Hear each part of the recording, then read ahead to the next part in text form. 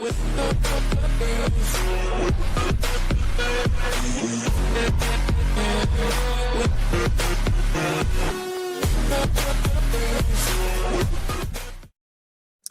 up, what up, what up, what up, what up? Welcome back to another episode of Draft Junkies. And I appreciate you guys for being patient with us, but hey, it's gonna happen and it's happening. And we just gonna make it work, because if it don't go on Wednesday like it's supposed to, we gonna get it eventually at some point in time. But I appreciate y'all for having patience with us, and we're gonna run you 6 DBs today. Chris, Mike in the building. So this is also your episode of Deep Cover Podcast for the week. So just so you know. And now, actually, we may have another episode of Deep Cover Podcast, but it'll be on this channel. We're gonna add Carrie in on Tuesday. Oh yeah, Tuesday. Talk about all this drama that then went on in the flop. I was gonna say, ain't like it's been no news or nothing. Right. ain't nothing happened. Quiet. But let's go ahead and get fired up with these guys. And we're going to start with, let me put this over here. There we go. We're going to start with Takario Davis. All right, there we go. So Takario Davis is number 8. He's 6'4", 194 from Washington Huskies. First 3 years at Arizona. Last year at Washington, he had a 67.2 defensive grade, 65 coverage grade, and a 44.1% completion percentage allowed. And in my eyes, anything under 50 is good. He had 4 interceptions, 5 forced fumbles. I'm sorry, not forced fumbles, forced incompletions, and he allowed 1 touchdown. What I saw on tape from Takario, his frame is a plus. Any DB you can get at 6'4" will help you with those jump ball situations. You can't just isolate him. Also with that length, it'll help you in zone as well if he's fluid in his hips. He ran a 4.41 at the combine, so 4.41 at 6'4" is pretty good. Pretty good. Good impressed with those long arms. If you don't have a great release, he will box you up. He will box you up. Fairly sticky in man coverage. And as far as the run coverage goes, he don't mind sticking his face in there. The negatives, twitchier receivers really kind of give him a problem. But obviously, with that height, you're going against a 6 foot, 5'11" guy. He going to have a little bit more wiggle than you. But to be that height at that size, I really enjoyed watching this tape, and I think he can be a really good corner in NFL. And I told Chris this before we came on, Mike. The corner opposite of him was 6'4" as well. Ephesians, Price, Sockers. Yeah. He was 6'4" as well. So Washington had 2 6'4" corners out there. But I'll let Chris go next. What'd you see on tape with Takario? Let Mike go first. Okay, go. Okay. Yeah, they was going Legion of Boom style with their 2 corners, old school. I saw a lot of the same things that you saw, so I just run through my notes. I said above average height with long arms and a lean, wiry frame, takes away vertical routes with size and speed, covers ground with long strides, allowing him to accelerate and close the gap when he's out of phase. Solid. Now I'm using this word, and I should define it because it can mean different things to different people. But when I was doing something back in the day, scouting related, they gave us these terms and we defined them. And so solid meant average. Just for clarification. Okay. So people may say, hold on, solid foot quickness to mirror releases at the line of scrimmage for a taller cornerback. That's the key. It's contextual for his height, to the point that you made. Those taller guys typically play with a higher center of gravity. So it's a little bit more of a struggle for them to change direction quickly. Right. So for his height, I thought his ability to mirror at the line of scrimmage was solid. He can be grabby at the top of routes and top of breaks, resulting in penalties. I think he had 5 this past season. Upright when getting out of his pedal, but his combination of height, wingspan, and vertical leap shrinks windows and zone coverage. The competent tackler. Okay, he wasn't afraid to stick his face in the fan. He could get guys on the ground. Solid ball skills. I think he had 4 picks in 2025, able to track and catch off-target throws as well as corral tip balls. So I didn't know much about him. Obviously, I saw the combine performance and the numbers he put up. So when you mentioned him as one of the guys you wanted us to look at, I was intrigued, and I came away pleasantly surprised. I was like, okay, because I'm thinking tall, lean guys. Sometimes those guys, can struggle And he certainly has situations where it's going to be a challenge for him. Like you mentioned, certain types of receivers, certain types of coverages where it's going to be a challenge. But overall, I was pleasantly surprised. Chris? Yeah, I'm going to echo a lot of things Mike said. Long, lean corner. One of the things that jumps out to me is the supreme confidence that he plays with. You can see it through his tape. I like that he isn't a robot on the field. Like he plays the game with feel and a sense of urgency, and that's evident by the 25 career pass breakups that he has. And there's times where he's coming off of his guy, and he's trying to make a play on the ball because he just has that feel for where the route in front of him is developing, and when he can make those gambles in a way. Like Mike said, he's not going to be a thumper or anything like that when it comes to the run game or tackling, but he's not afraid to mix it up in a run game. And that's what I'm looking for. Like you don't have to be, prime Marlon Humphrey when Marlo used to come in and just thump. But if you have that want to, we can work with that. And he has that want to where he's gonna try to get his nose dirty and try to get in on the play. I liked him. Obviously long limb guy. Takes a little bit of time getting in and out of breaks, but I did think he had good long speed to catch up with those guys who might beat him off of the line of scrimmage. So with that height, with that catch up speed, I think there's a good like trade-off. that right there. Right, exactly. He caught that. Like I think there's a good trade-off with that, where you have these questions, but if he wasn't as fast with the long speed, you would have more concerns about him being able to move side to side. But I was pleasantly surprised. And like I told you before we started recording, he was the last of these guys that I watched, and I was pleasantly surprised by his game. All right. And that is Takario Davis, cornerback from Washington, 6'4", 194, ran a 4.41 at the combine. Moving on to our second guy, it is Devin Moore. Devin Moore is a guy I picked from UF. Last year at UF, he had an 83 defensive grade, 81.5 coverage grade, and a 56.7 completion percentage allowed. His best year with completion percentage allowed was 2023. He had a 41.7.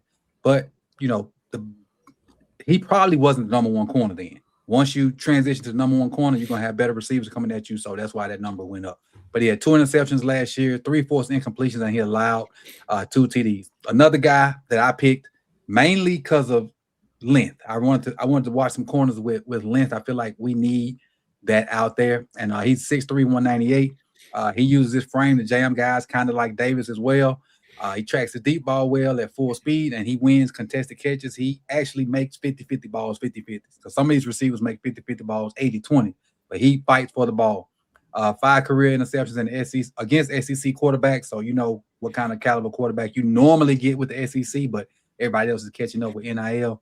He's comfortable in both man and zone. So I don't see like he's like where you can label him a man corner or a zone corner, but he does a good job in both of them. He has flaws in both of them, but he's competent in doing both of them. Bad thing, one real season of like being a dog. It wasn't multiple seasons. He was like a role player or whatnot. Last year was really the season that he kind of stepped in. He do have injury history too as well. Shoulder surgeries and back problems and concussions. So that's a huge red flag. But I said I picked him because of the height. That was before I knew this. Average speed for the position. He's not as fast as Davis, but 6'3", 6'4", you run a 4.5. If you get in the zone situation, I think you'll be all right. And he kind of stands up in his back pedal when he gets nervous, when he what's the word I'm looking for? When the ball's coming, they panic. When he gets panicked, he stands up in his back pedal. That's what it is. When he panics, he loses his technique. But as far as what I see a ball of clay in a kid. And if it were not for the injury issues, I think he could be a good corner with some good coaching. But what you guys see on Devin Moore? You want to go, Chris, or you? Yeah, I'll go this time. Like you said, Coach, with the injuries, that's been a major bugaboo with him. And, he missed 19 out of a possible 38 games with multiple injuries, like you said.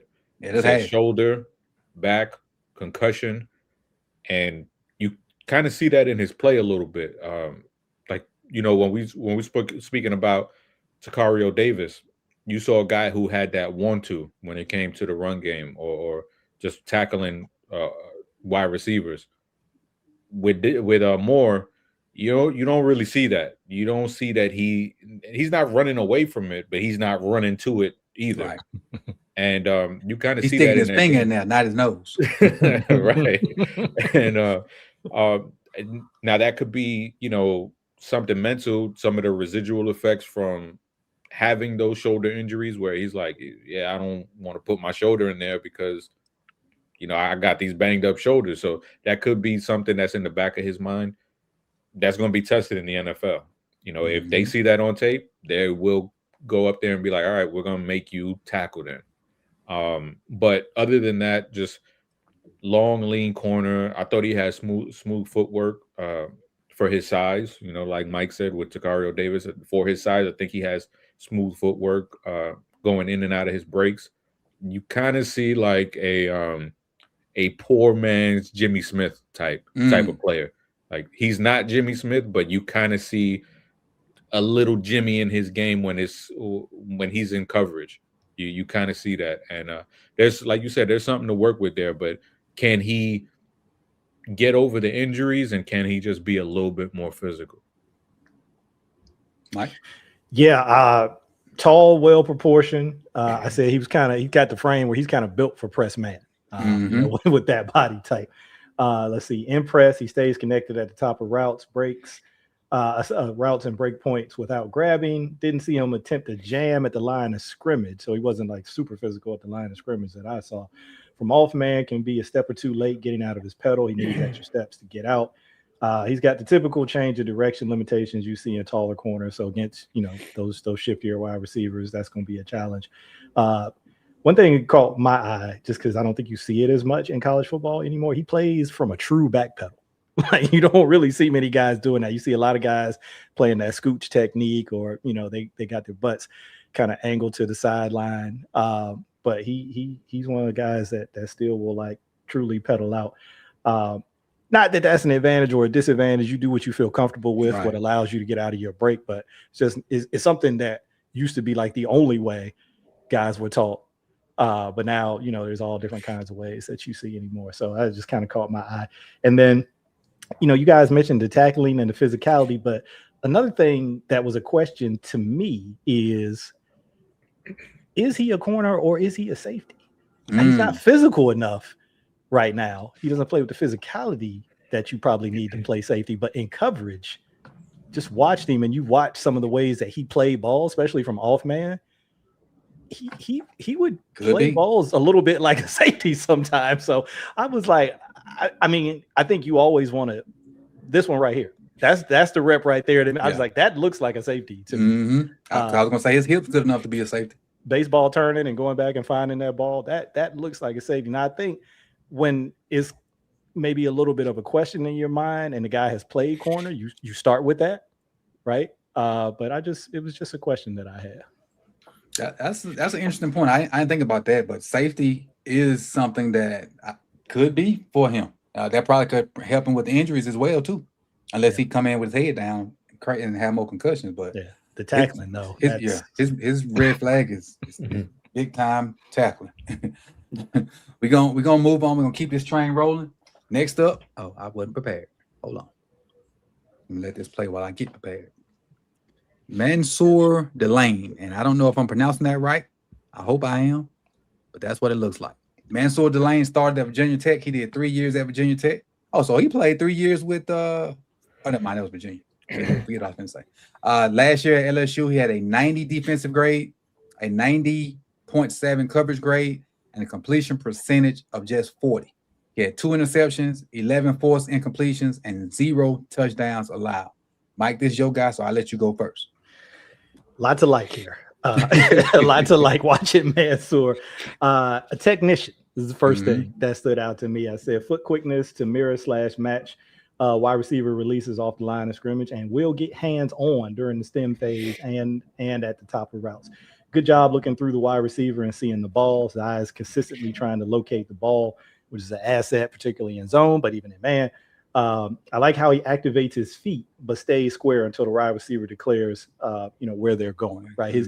Sometimes you see some guys, and it's you probably heard this, Coach. I mean, both you guys are. You keep your feet hot, right? Because it's hard to start your feet if your feet is hot. So he does a good job activating his feet so that he's ready to react in any direction.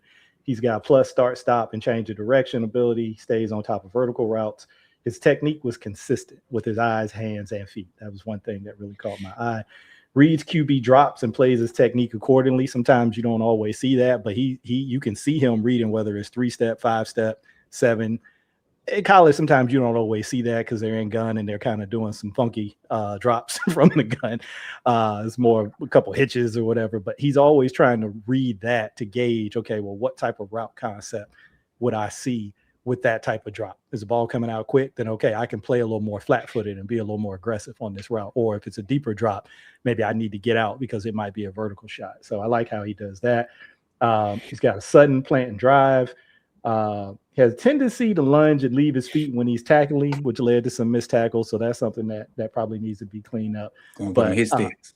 Yeah, but no penalties in 2025. So from a coverage standpoint, it was pretty clean in terms of penalties. But yeah, that was my major negative was, the lunging when tackling, the tackling technique. That was kind of the main thing. Sometimes with some of the hand usage, you're going to have guys who maybe get a little overly aggressive with their hand usage during routes, but that's something that you can work to clean up too. It didn't stand out in a way that I was like, okay, this guy is going to be somebody who consistently draws penalties because he just can't, keep his hands off. I think it was just a thing where it's like you maybe catch him out of phase a little bit and might have been just a touch of, hey, just let me get my hand on just so I can feel where he's at and kind of know where he's at. So I think you can work with that. But yeah, overall, I really, really liked him. Chris? My bad. I was a little distracted. I hit something on my computer to get my notes and the screen up. So I don't have to keep going from different window. Because when I look at my notes, I don't see y'all. But now I hit something and I got my notes right here and you guys on this side. So I'm just like, ooh. some new stuff. Yeah, this is dope. Like I can see y'all while I'm talking and I can read my notes at the same time. It's cool. You got a Mac. Bad. You got a Mac, right? Yeah. You just split the screens. Yeah, so half is your window, and then the other half is my notes. Oh, so you in the game? I don't have to go from window to window and keep jumping. It's called. I think it's called Snap. If you take one window, just like pull it real hard, it'll do half the screen. Then you take the other one, go to the right, it'll do it. Well, I know next week I'm not going to know how to do it, so I'm just going to take advantage. We're going to help you out. I did this by accident. Mansour Delane, supremely efficient footwork, has sweet feet that move smoothly. You don't see the athletic prowess where, he's the fastest or most explosive cornerback, but his agility, his IQ, more times will not. He'll be in position to be very sticky as a defender and just a super smart player. Isn't going to blow ball carriers up, but he isn't afraid to stick his nose in there and get ball carriers to the ground. To me, watching his game, it kind of reminded me of Tre'Davious White's game where Tre'Davious White, he's not the fastest guy. He isn't the most explosive guy, but he was just technically sound cornerback, played with a high IQ, and he was just always there.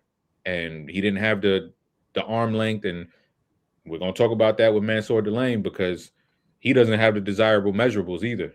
Came in with 30-inch arms, and that's 8th percentile. And, I don't give a damn about it because me neither. But when I watch him, he's a problem. When I watch him, he is a problem. No matter who he's going up against, he is a problem. But there are going to be conversations about how high do you take a guy who has 30-inch arms or whatever. And, this goes back to when me, Mike, and Kerry would talk about Roger McCreary and, you know, his T-Rex arms and stuff like that. And they're just some guys who are put on this earth to cover. And whether you have long arms or not, they're just some guys. And Tre'Davious White was one of them. Like, he wasn't the most, you know, combine guy and built in a lab type of dude. And, you know, Mansour Delane, if you're going to get a discount because of his 30-inch arms, I think you're going to be very happy with where you get him, because this dude is just, he's a ball player. All right, as far as for me, you kind of see my notes on the screen here. Press ability is outstanding.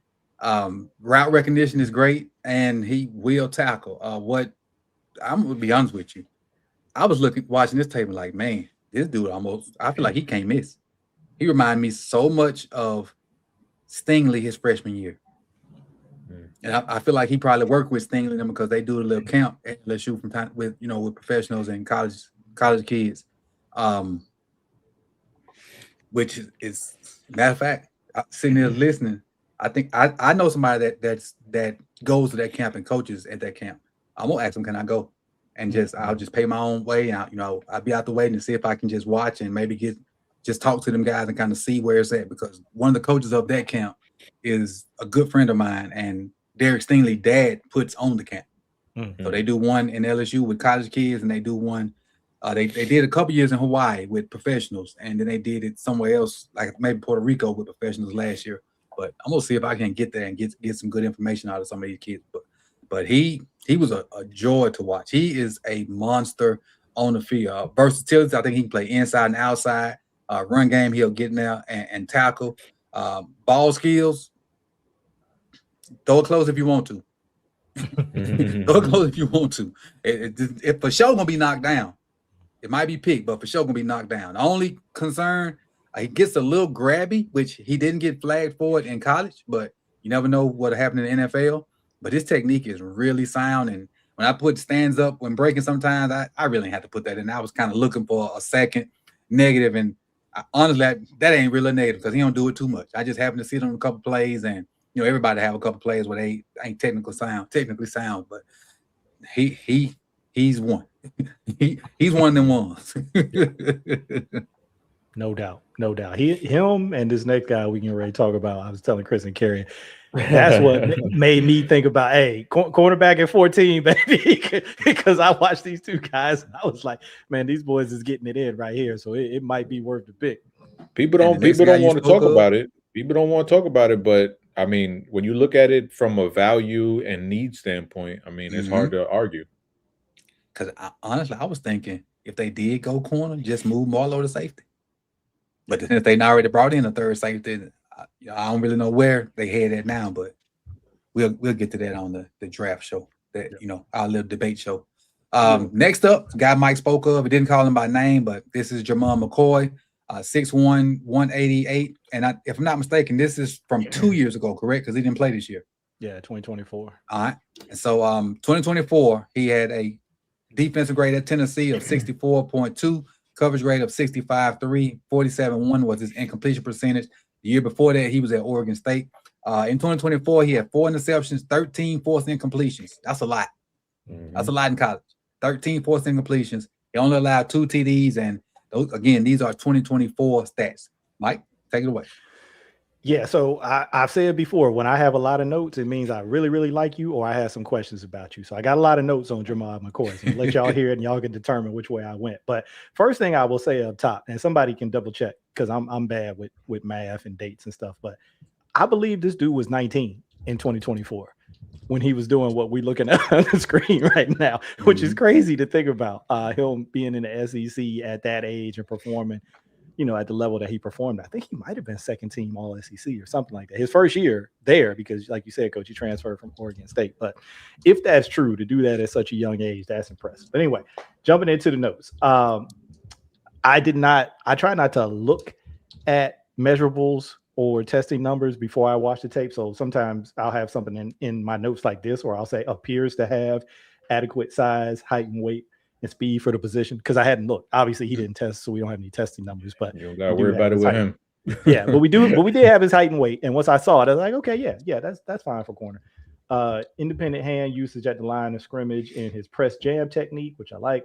Solid job working to stay in phase on vertical routes, but will face guard at times, leading to penalties. He will turn and he will face guard you like old school NBA, and sometimes get some flags thrown on him.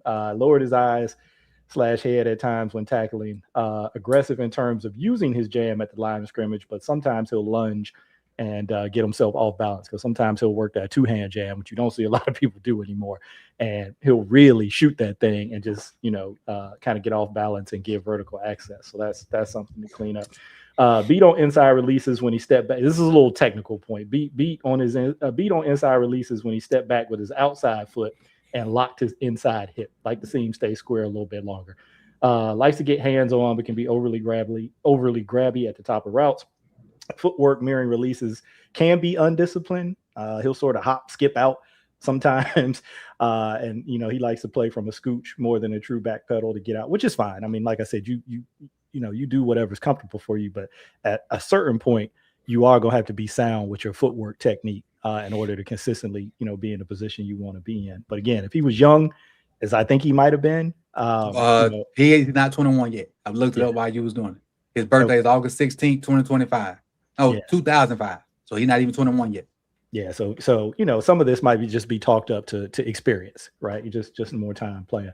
I think what we saw in 2024 is that he leans more on his athleticism and he needs to tighten up his technique, but his feet were good enough to mostly get away with it at the college level. He was sudden when he had to plant and drive. When he looks for the ball, looks for the ball when the wide receiver looks for the ball, he locates and makes plays on it. He did have 8 penalties in 2024, and I talked about that before. He appears to have the ability to recover, but he tends to get grabby when he feels he's losing phase, right? So that's like, don't panic, just trust your technique. But again, that can be an experience thing. You just need more time doing that. And the last thing, and this was kind of the crux of it to me, is that he has the physical attributes to be one of those corners who can match up with the offense's best wide receiver and lock him up playing press man. But he has to play with more consistency in terms of his technique to close the gap between being, and I'm doing air quotes here, a butt player and an and player. And what I mean by that is you prefer to have an and player as opposed to a butt player, right? When you're talking about what guys can do, you don't want to say, well, he's good at this, but he can't do that. You want to say, well, he's good at this and he can do that, and he can do this other thing, and he can do that other thing. I think he can get there. I think he can close that gap. I think sometimes when you look at his 2024 tape, you're like, yeah, I like it, but I think you can get some of those butts out and replace them with ands with more experience and just kind of cleaning up his technique. But, coming back from that injury is also going to be the key. Right. He hasn't played. So to see what he looks like, that's going to be key. Chris? Yeah, I love these kind of players. Just extremely physical. Player he plays with an edge. He's going to be physical with you at the beginning of the route, throughout the route, and at the catch point. And like Mike says, sometimes that'll bite him in the ass, but more times than not, he does a good job. Obviously, he has to do a better job when his back is to the ball. I felt like sometimes he could be a little bit too patient when playing when his back was towards the ball, and he would kind of be a tick late at playing the defender's hands. And that's something that we see Marlowe be damn near elite at, where he's playing through the catch point. Right. And there were times where McCoy's back was to the ball and the wide receiver would catch it and he would just mistime it. And but like what Mike said, like, this dude is incredibly young in football years. Like, that's something that you get with reps. And I wouldn't expect him to do that, last year. Well, 2 years ago. Maybe if he played this season, he would have had that part of his game. He probably would have took it to another level maybe. But just from what we have, just from a physical standpoint, I love the physicality that he plays with. I thought he did a good job of reading the QB when he was in zone. I thought he trusted his eyes very well.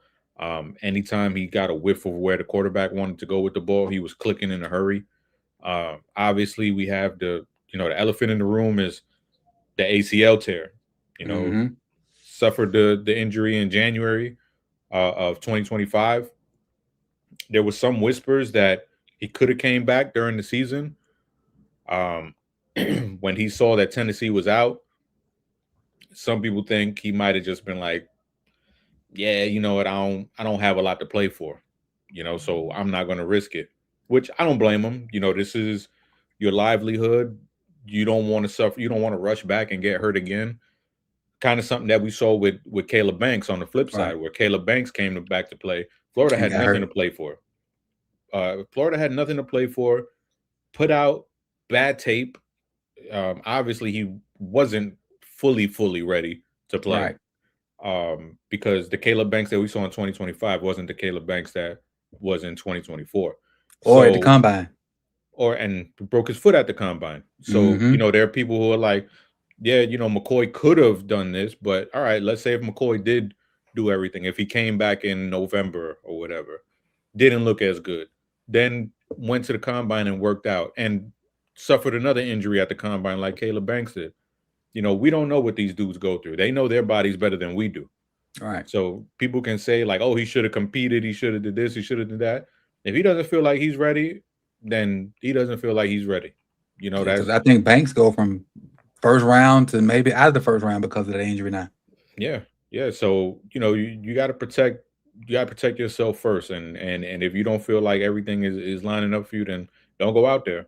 But that's a question that those teams will have to answer. They have the medicals, they meet with coaches, they meet with teammates and people around the facility, so they'll get to know what he's made out of. They'll interview him, see what he has to say about it.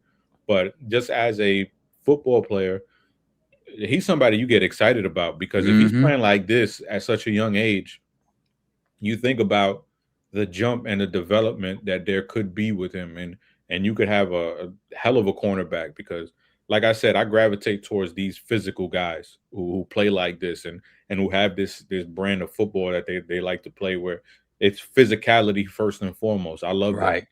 So if he could just develop that little nuance in his game where he can kind of tone down that physicality when it comes to the catch point and not drawing penalties, which is something that we saw with Marlowe early on in his career, I think you could have a really nice cornerback here. And what I got from elite ball skills, whether it's in zone or man, in zone, he does a good job of actually baiting guys to throw, thinking his guy's open, and because he has really good closing speed. And this goes back to his youth. His route recognition for a 18, 19-year-old is high level. You can tell this kid did a lot of 7-on-7, a lot. He got a lot of reps in pass coverage to be able to recognize routes and be able to be comfortable with letting you think you're open and then closing that space.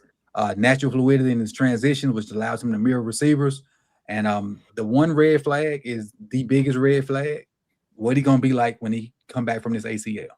Like Chris, outlined, maybe he could have came back this year and played some, but then he would have been in the same boat as Caleb Banks.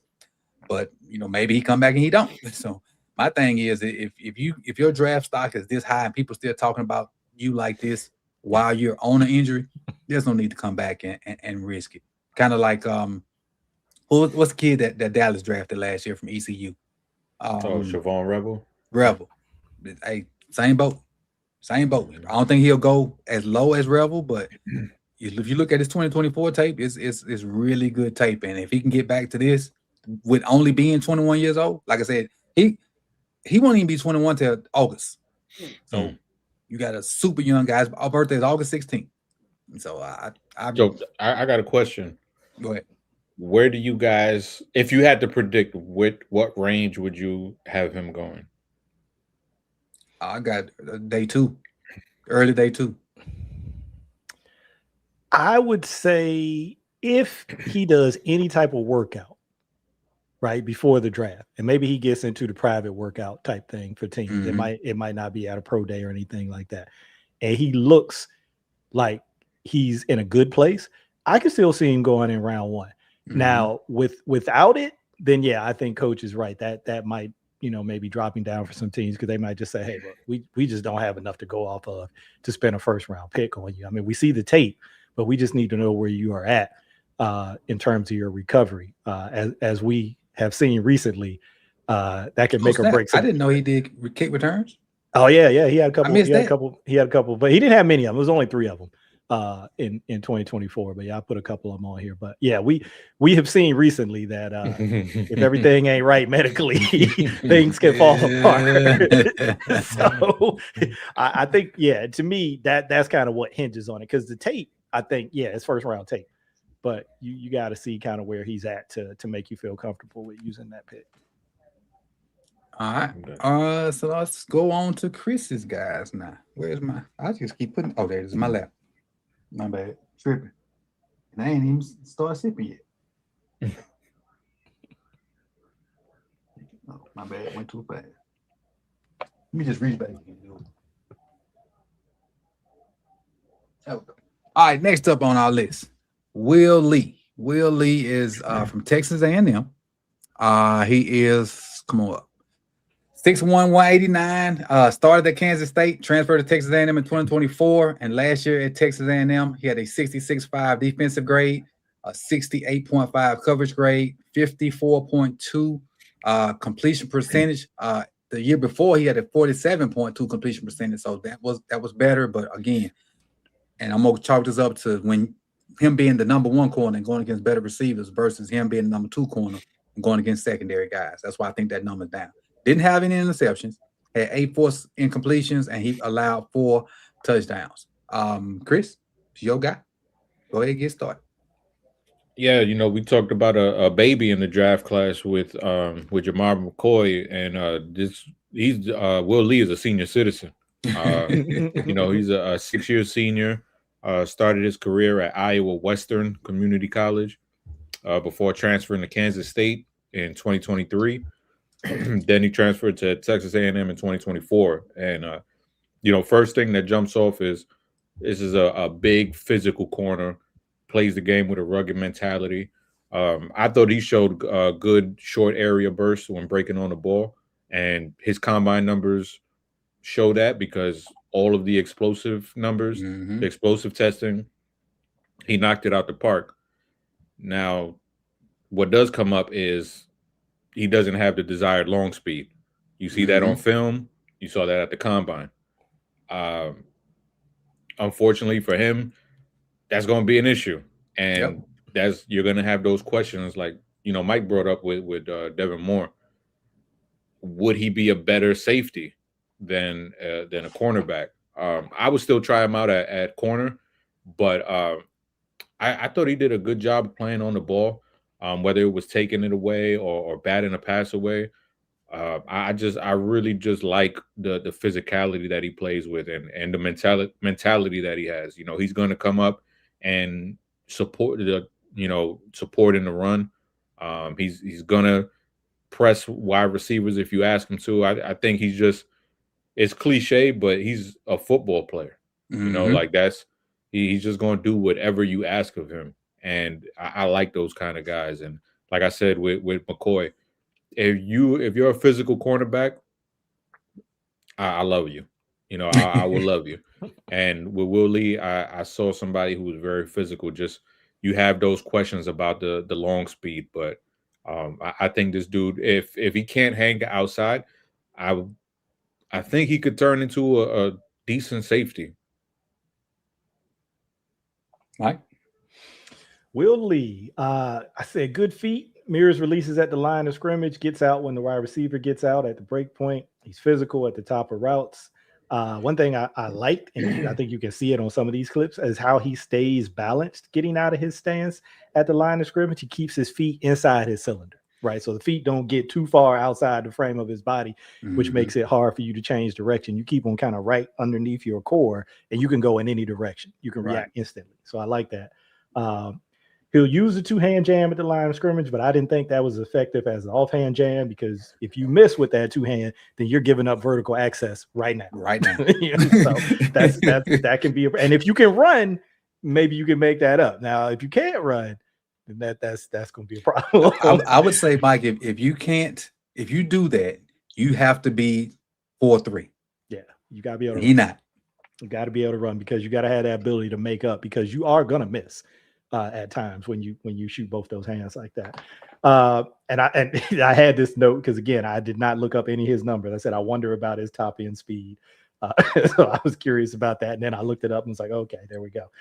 He can't get caught with his eyes in the backfield and lose track of where receivers are. He had 6 penalties in 2025, but he also had 22 PBUs in 3 seasons, 8 in 2025. So he's getting his hand and making plays on balls.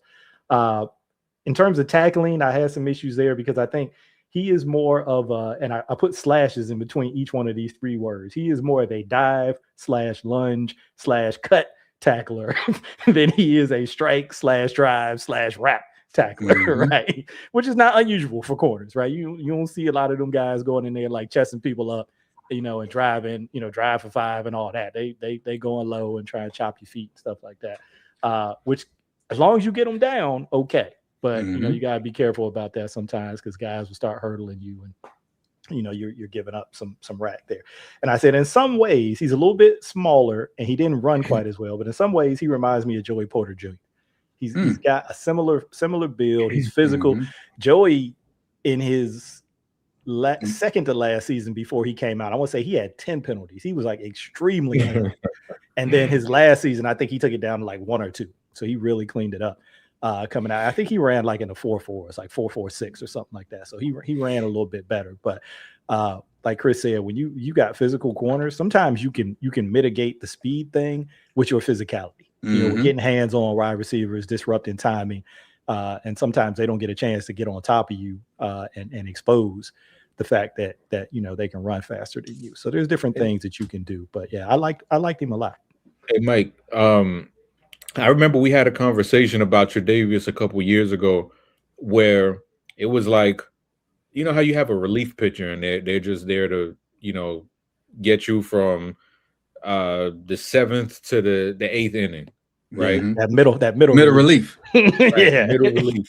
And like I kind of saw that with him with Tre'Davious when the Ravens had him, and even with Will Lee, because Will Lee, he's a problem when he doesn't have 60 yards behind him. Like when he's in the red zone, like I see his game like go a notch up because you kind of see it in his mind that he doesn't have it that, oh, I need to get on my horse and cover all of this extra ground. And he knows that there isn't a lot of green grass behind him. And I thought in the red zone, like he was a freaking problem. Yeah, it reminds me in some ways of, and I mentioned this earlier when Coach was talking about Takario, those Legion of Boom days where neither Sherman, I don't think Brandon Browner were like burners either. Right. They were tall, they were physical, but like who they had in the middle of their field? They had Earl Thomas in the middle of that field. So if you get past me, we got an eraser in the middle of the field. So I think that would be something that could be a benefit to a guy like Will Lee in terms of his fit, is if you go somewhere who's got, really good safety play, that can help you out, if you do get caught and a guy gets past you and is going vertical, because you don't want to take away his stinger. His stinger is being physical. Right. You don't want to say, hey, start playing more off so that you protect. I would hate to see him go somewhere where they try to coach that into him and say, hey, I want you to play a little bit more off to try to protect, vertical. I'm like, nah, man, that's your stinger. I want you to get up there and get up in dudes' faces, and we'll try to protect you over the top as much as we can. Right. Yeah. All right. As far as me, hold on, I gotta send this message. What I got for him, the long arms impress, and not necessarily impress, but when receivers catch the ball, he does a good job of still fighting to rake the ball out or to knock it out or to just get it away from him. He don't just give up on it. Don't concede catches. Don't concede. Right, he don't concede catches, exactly.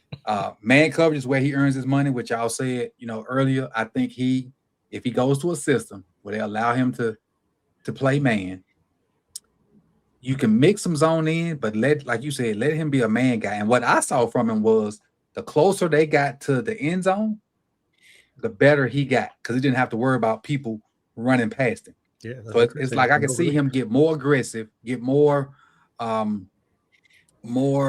take more risk the closer a team got to the end zone, because he knew that he didn't have to worry about them going over the top of it. And so with that being said, with his explosive combine numbers, he could be a good tackler with that frame and with that base.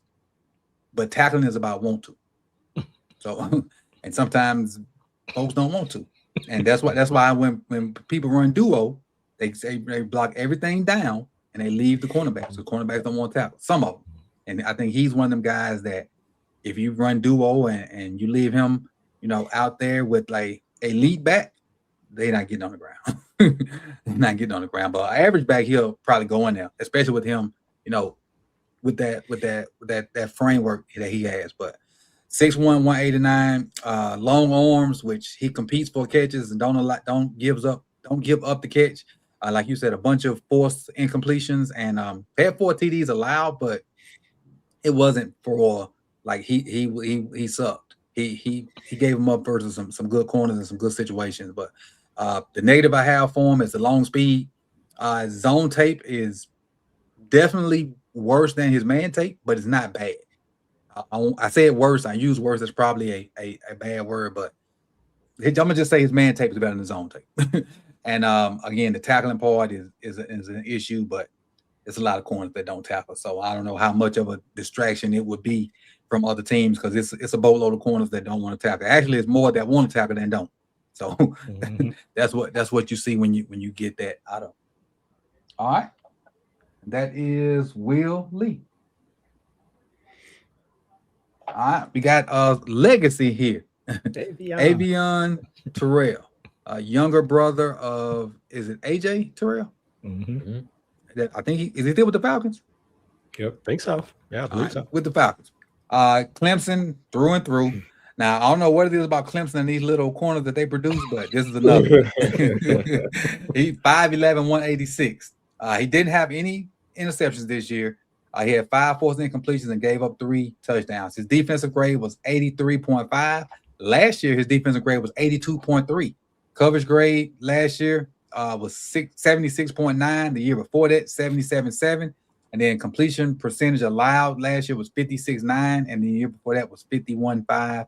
But he's been the number 1 corner at Clemson for the past 2 years. So he had the guys. And that's why that completion percentage is a little bit higher. And Chris, this your guy. I'll let you start. Yeah, you mentioned he's undersized, but I don't think he knows that because he does not play like that. Extremely feisty corner. He isn't shy about mixing things up in the run game or having the thump. Like he will tackle his ass off. And like I said, he's small, but he does not know it. He has a knack for creating turnovers, whether it's intercepting the ball or punching it out. I think at the next level, he can have that inside-out versatility, that Trent McDuffie kind of usage, where he could play on the outside, but maybe better suited to play in the nickel, and you can maximize his playmaking ability because whenever he was around the ball, he was just like a playmaker, and I don't want to say you can't waste it just being on the outside. But it's kind of similar to what the Ravens had with Marlowe, where Marlowe was a playmaker, and when they played him on the outside, you kind of didn't see that playmaking ability. But then when you brought him into the slot, he was able to make things happen, whether it was as a blitzer or run support, whatever it was. And I think Terrell although I think Terrell probably is better in coverage, just pure coverage, man-to-man, I think you kind of want the same thing where you have these feisty dudes who can make plays whenever they're around the ball. And I think he can be on that Trent McDuffie spectrum where he could play outside, but he's probably better suited to play on the inside just for that playmaking ability. But he's definitely one of my favorites to watch because just that feistiness, you love to see it. And just to have those NFL bloodlines where you're getting those tricks of the trades from your all-pro older brother, he probably has so much valuable information. Mm-hmm. Turnover machine. And he didn't force, didn't get interceptions. That don't mean he wasn't getting the ball out in other ways. Mike? a bunch of forced fumbles last year. I would say like 5 or 6 of them. It was something crazy. I admit my bias with him. I've been a fan since he was a freshman at Clemson. I've been watching this dude for a while. And like Chris said, I had this in my notes too. Maybe a little undersized for the position, but competitive as hell. Patient. Hold on, Mike. Sorry. Gotta salute Jay for this. Says salute Coach Will Lee as a sleeper. That was who picked Will Lee? You, Chris? Yeah. Chris. Yeah, that he good in press, better the closer they get to the end zone. The only negative, we talked about was that long speed, but I appreciate the Super J, and man, the support is crazy. I appreciate it. Go ahead, Mike. I'm sorry. Hey, Chris, you pulling them in, man. Chris pulling in them dollars. Slightly undersized but competitive as hell. I think he had patient but sudden feet. Another guy who was balancing his pedal, kept his feet within his cylinder. He had a tendency, I think, to guess with routes at times. Mm-hmm. I think he can anticipate routes, and you could see there were occasions where he would guess right. I don't like to use the word guess. I think sometimes he might have been guessing, but there were times where I felt like he was able to anticipate it correctly, and just in terms of body positioning, getting to where the receiver was going to go and kind of taking away that route. So I think he can do that. I think he can do it more consistently and maybe take a little bit of that guesswork out. I think I said probably closer to average athleticism at a position where athleticism does make a difference. And you can see at times he can struggle to recover if he loses the initial position battle. He's going to lose some physical matchups, particularly at the catch point and at the break point sometimes, because guys are going to be a little physical with him. DNA. And yeah, that's just one of those things. But he is a playmaker. He looks to undercut routes and make plays on the ball. And I said forced fumbles as an example. And there was a Raven that he somewhat reminded me of. Now, I think this name I'm about to say, he might have been a little bit more physical, but let me see if I can guess. Take a guess. Dreadlocks, little skinny dude from Ladarius Webb. Yep. That's exactly who I was going to say. A little bit of Ladarius Webb. Anyone with Darius was, I think there was one season where he was like primarily playing corner. He might have been nickel, because I think he played safety in college. They played him some safety in NFL too. But I think there was one year where he might have been a Pro Bowler or something like that, where he was there was a year where he was ridiculous. Primarily a corner. Yeah, just from a physical standpoint, Ladarius probably was a better athlete. I'd have to go back and look at how he tested. I don't remember. He probably was a better tester. It's conflicting. It's funny you say that, because it made me look up Webb, and there's one that says he ran a 4.3. Then there's other ones that says he ran a 4.43. So there's conflicting reports about what he ran, but it made me go back to Webb too. Yeah. Look, just how he plays, right? There's gonna be things where people say, he's not as fast or he's not as athletic, but just his play style, right? The competitive, both of them for guys who were probably a little bit undersized, competitive as hell.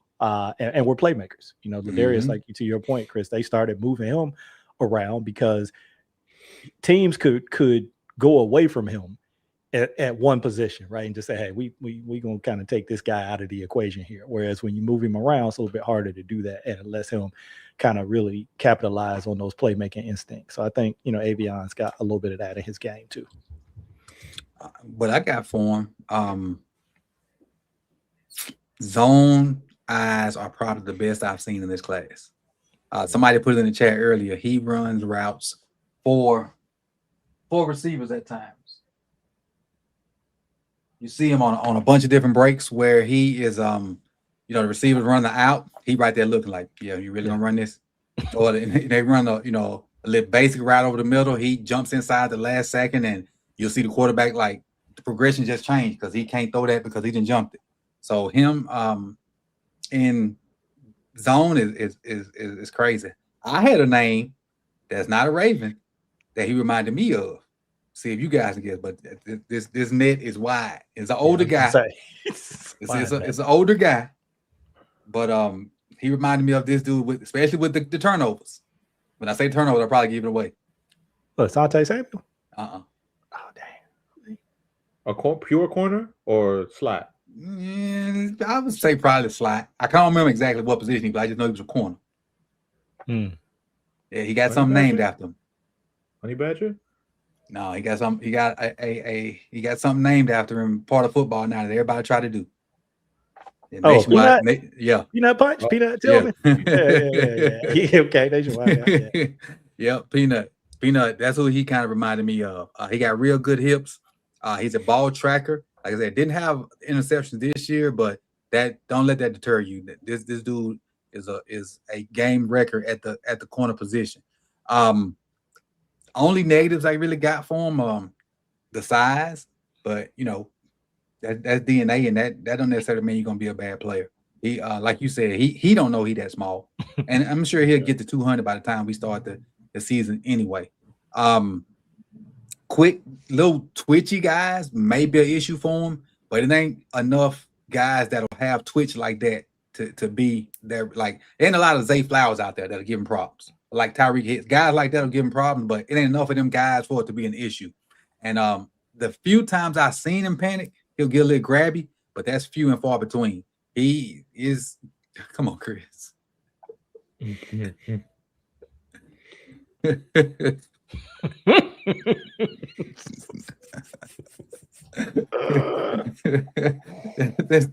knew not to look over there. I knew not to look over there. But again, gets grabby when he feels himself, with those twitchier receivers or when he panics. But other than that, this dude, he's a game wrecker, because anytime you can create turnovers, you give your offense more opportunities. That's a plus. No matter how much you get beat, no matter how much your technique is bad, if you can create turnovers or be the catalyst for turnovers being created, you're gonna stay out there, because they can drive the ball 85 yards, and you create a turnover, all them 85 yards don't matter. That is turnover is the key. I heard Marcus Peters say time and time again. He's like, lockdown. I ain't trying to be locked down, nothing. I'm trying to get the ball. Yep. This is what I'm trying to do. That interview he had with Beast Mode now, that's all he talked about. Hey, I'm trying to get the ball. I forget all that stuff. Right. Yeah. That's how you win. Yeah. My chances, my team's chances to go up of winning, I touch the ball on defense. Right. Tremendously. So with that being said, that is our last one for today. Avion Terrell kind of ends us out. And fellas, with that, hold on, let me get this off. Out of these 6 guys, and you might can throw somebody in there that we didn't have a chance to talk about so far, because you guys probably watch more corners than me. Who's your favorite corner you've watched so far? That's a tough one. It's probably going to be Delane overall, but man, I like Avion and I like McCoy.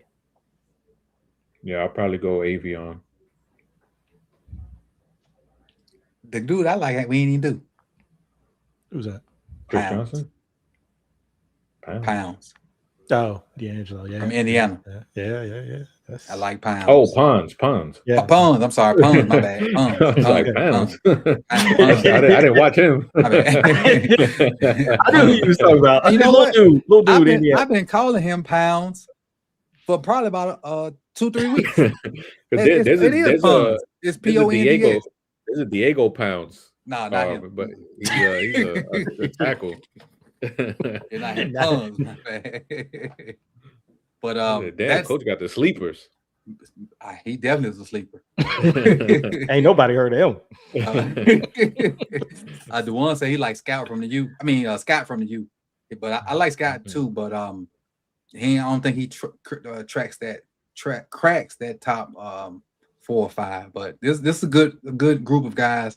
I really feel like we should target a taller guy, because I think Mentor plays a lot of zone. He mixes man in there, but I think he plays a lot of zone. And those guys with that range on top of what we have at safety, I think will be good for us. Especially, you get some younger guys in there, because Marlon ain't as fleet of foot. You got Nate, you got Awuzie back. And honestly, I don't even see us getting in, either going after any of these top tier guys. That's why I picked the 2 guys I got, because they're gonna be back end guys because of what we got, in the stable so far. What do you guys think? That'd be the last question.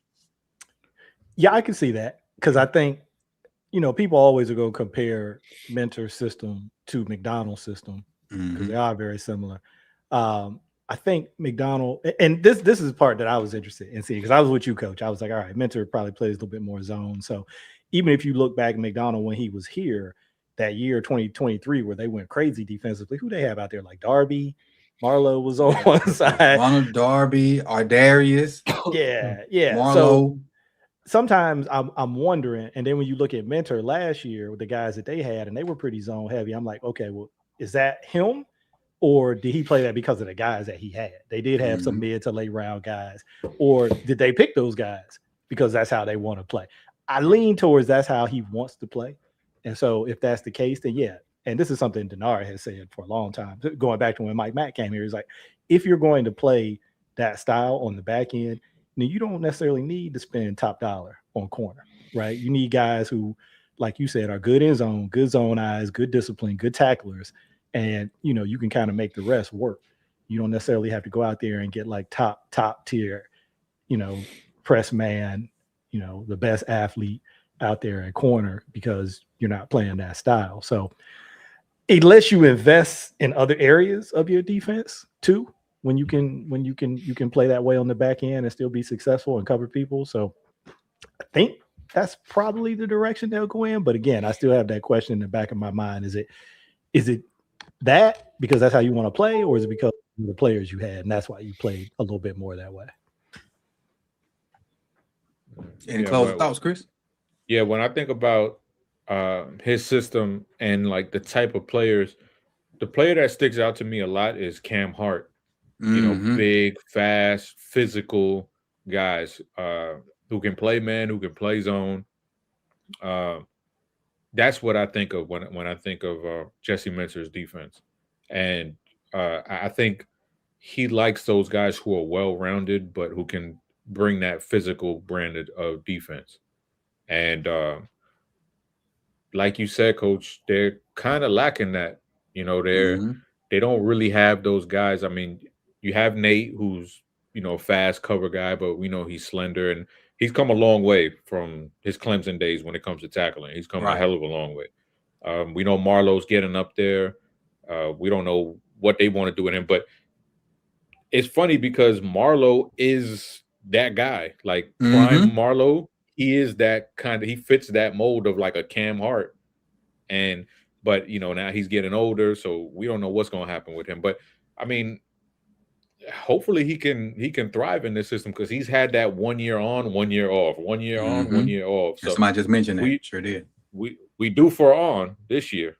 So let's see if a mentor system it can play out that way, because we know when Marlowe's on, it's all pro Marlowe when he's on. So hopefully he can have a bounce back, man. And will TJ Tampa be a guy? You're right. Yeah, get about TJ. Yeah. He got length on him. Yeah. So we'll see. Lastly, Chris, you mind holding up that little thing you got? Hey, so if you didn't get a mug, if you got like a what's them little water bottles everybody have, the Stanleys or the whatever, you can get you a little sticker from the store and put it on there, and hey, you can represent. Sir. So that's a little sticker on the backside. You can throw it on your water bottle. You can throw it on your flask, and there you go, right there. You got some merch. But that's our episode of Draft Junkies for this week. We'll probably be back not this Wednesday, but next Wednesday with the episode, and so y'all be looking out for that. And I appreciate you guys, and we'll see y'all on the next one. Shout out to JR for the super chat and SWAT on the super chat as well, man. I appreciate y'all, and we'll see y'all soon. Peace. You'll probably see me in about 5 or 10 minutes, but see me soon. Sip responsibly. Right.